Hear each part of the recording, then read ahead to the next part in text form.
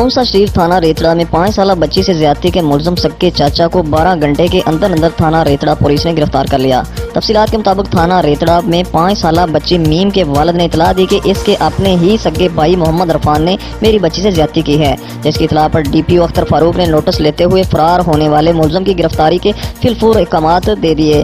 D S P Taunsa سعادت علی کی نگرانی میں ایس ایچ او تھانہ ریتڑہ زمان یاسین مار ٹیم کی خصوصی کاوشوں سے فرار ہونے والے زیادتی کے ملزم محمد عرفان کو 12 گھنٹے کے اندر گرفتار کر لیا۔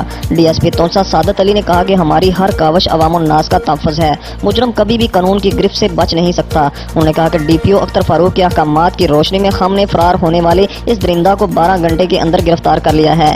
ڈی ایس پی نے کہا کہ ملزم سے مزید تفتیش جاری ہے اور انشاءاللہ ہمارے ہوتے ہوئے انصاف کی فراہمی اور مظلوم کی داد رسی کو ہر صورت یقینی بنایا جائے گا۔ رپورٹ محمد رمضان بلوچ، بیورو چیف ڈیرہ غازی خان۔